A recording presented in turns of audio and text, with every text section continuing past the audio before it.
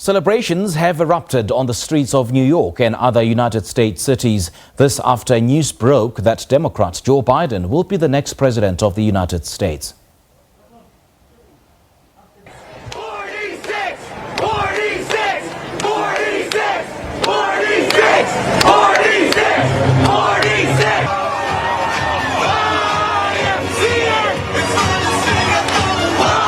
Several major television networks projected the Biden victory as voters not only rebuffed Republican incumbent Donald Trump's tumultuous leadership.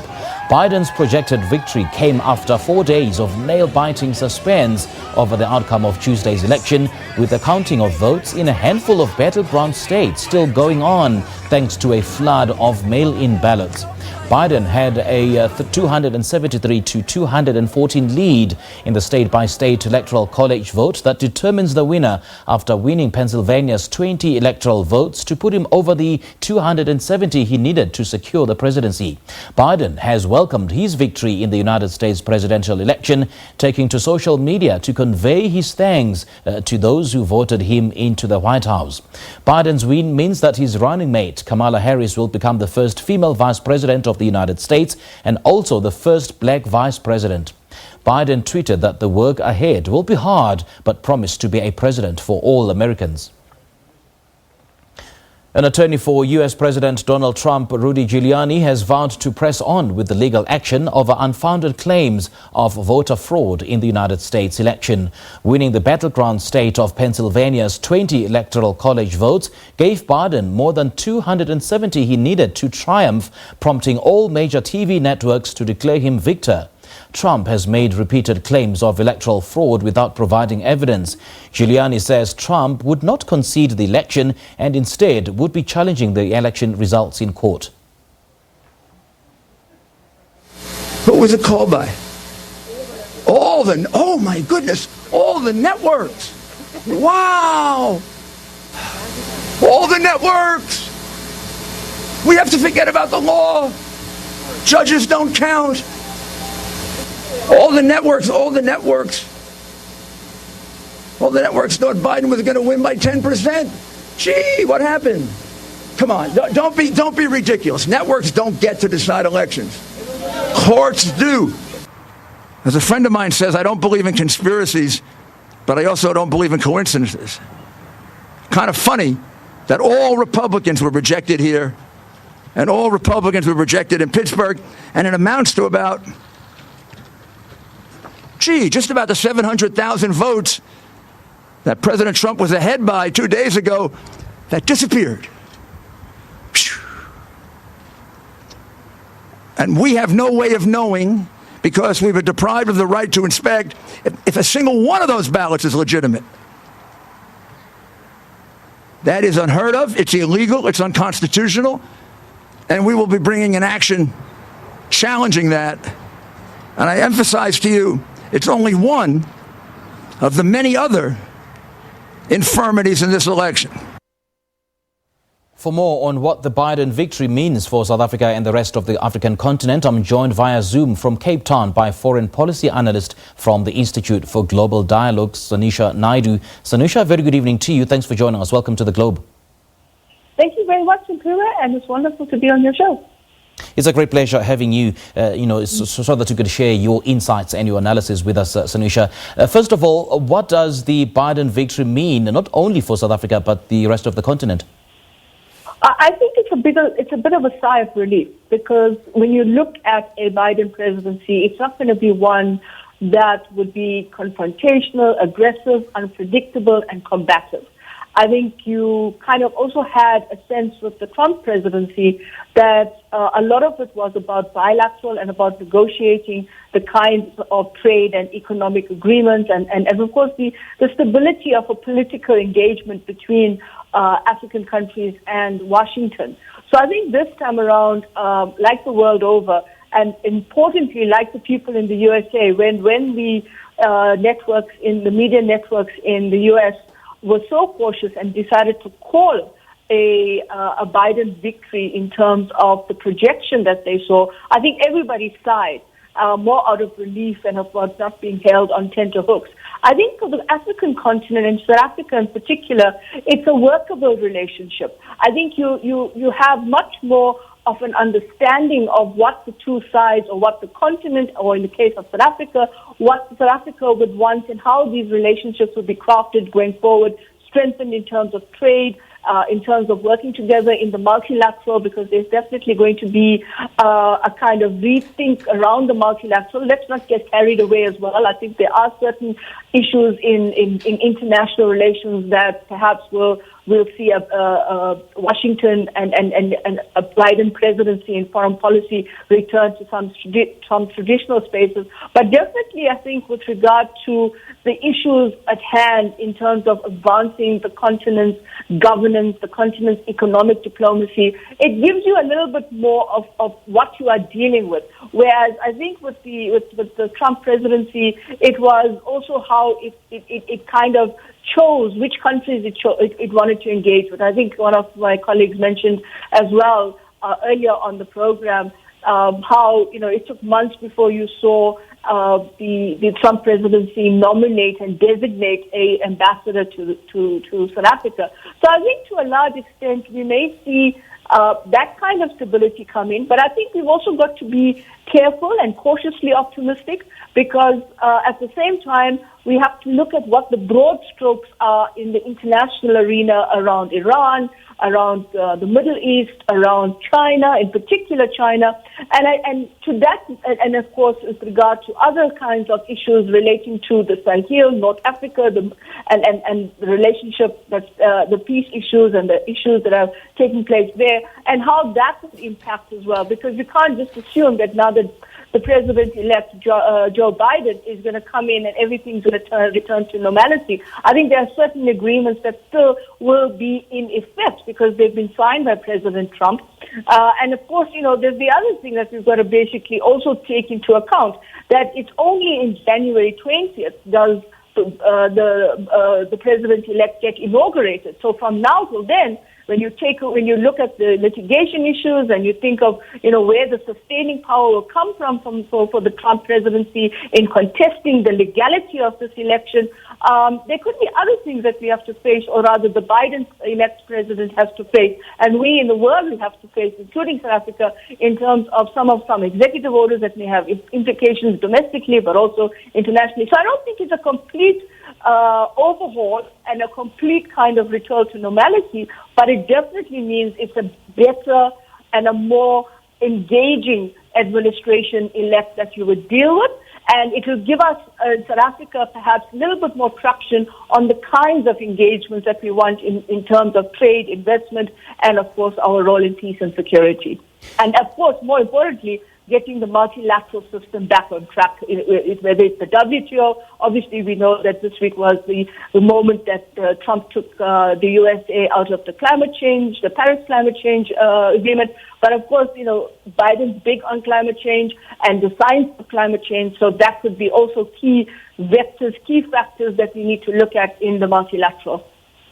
You are suggesting, Sanusha, that this will definitely not be an overhaul of the United States foreign policy, and in as much as the Biden victory may be welcomed as a huge relief in the different sectors across the globe, but there's been much contestations about whether we should really care about the American election and whether the American election or the Biden victory is important to South Africa and the rest of the continent. But then let's not forget that Joe Biden's might even changed his approach to the foreign policy, in particular when it comes to China. And you will recall that the United States has been in a raging war with China with regards to the trade wars, and those have had adverse trickle-down effects on the third world countries, in particular the African continent. So do you think that the Biden victory will, in a way, change the foreign policy with regards to trade? We've got to be really cautiously optimistic. I keep making this point because I think that some of the tensions around China didn't start with Trump. It started because China was growing. It was a developing country that started to grow really fast. And then, of course, in the WTO, there were all these tensions. So the question that we should be thinking about is, what would be this relationship? I think with Trump, it was a very combative relationship. He used it as the basis of how to push forward for the so-called digital Cold War, disrupt the Chinese value chains, talk about the debt diplomacy issue and the re-debt or whatever. But at the end of the day, these tensions with China come out of a broader context of China's rise and China's imminent rise in the context of the WTO, as well as in his political rise and economic rise in global markets and in global value chains, both in the production and the supply. And I think to a large extent, when you raise this question about China, I think there may be a bit of a tempering, but I don't see this as completely overhauling the relationship to a point where the Chinese and the US are now going to become buddy-buddy. I think it's going to take time because there are serious domestic constituencies in the US and distributional coalitions in the US who don't necessarily take the same reaction or don't want China to become much more powerful. I mean, you must remember Biden has a big job on his hands. He's got to make sure that he gets the USA united again. He's got to bring that 70 million plus voters that voted for Trump. How does he bring them into the fold? He's got to deal with an economy that's in a crisis. He has to create jobs. He has to deal with the pandemic, which has really, as we're speaking in the last few days, we've seen the number of deaths that have taken place as a result of COVID, the healthcare system. He has to deal with gun violence. He's got to deal with Black Lives Matter. He's got youth there that are really thinking about how he's going to take it forward. And he's got the Trump supporters who don't really want to see him as the president of the United States. So I think all of that means that that relationship with China is not just about whether you're in a digital war or it's a trade war. It has to do with real jobs, real livelihoods, real people on the ground in the U.S. in different beltways in the U.S. in the manufacturing sector and so forth, where people's livelihoods are at stake. So it's not just so easy to just talk about it in that way. And some of these agreements will have to be looked at in terms of what their lifespan is and their shelf life is. I think also what we've got to look at as well is looking at what are some of the realignments that Trump made in the context of the Middle East, and in particular, trying to isolate Iran, and how that would play out. I mean, elevating and realigning with Israel, and then, of course, looking at Turkey. All of this doesn't mean that Biden is going to immensely change things. I think they are going to be short-term. There are going to be small gains that the Biden presidency will bring to international relations, to the multilateral. I think to the multilateral, what we need is perhaps that level of stability where a country led by a Biden presidency would be much easier or less aggressive and less combative to deal with. But remember, Biden's mandate right now is how does he create a more unified America? And should we look at the Joe Biden victory as a litmus test for his political prowess and influence on the international stage in terms of revoking some of the adverse agreements that have been signed by Donald Trump? A case in point, the Paris Agreement, and which obviously affects the globe, and as well as some of the agreements with regards to the Iranian oil deal. When we know that Iran is one of the biggest oil suppliers, and in the medium to long term, whatever deal that is reached between the United States and Iran will affect the rest of the continent. Yeah, so let me start off with the Paris climate agreement. I think that's one that he would definitely be returning the U.S. to. Biden's a big supporter of the science of climate change. It resonates with the youth in the U.S., the youth constituency in the U.S., and definitely something that he will want to give more traction to. So that's something that we could definitely see a Biden presidency moving in terms of where the debates are, but also where the commitments are in terms of the multilateral on climate change and how to go forward in terms of dealing with the impacts of climate change and linking it also to the science of COVID-19. I think on Iran it's going to be a little bit more difficult and challenging because Iran is not an easy one to deal with. Trump took the U.S. out of the Iranian deal that Obama set up. Trump has been renegotiating or recasting the alliances in the Middle East, which again is about the isolation of Iran. There's been an elevation of Israel There's been a normalization of some of the relations with Israel and the Gulf states.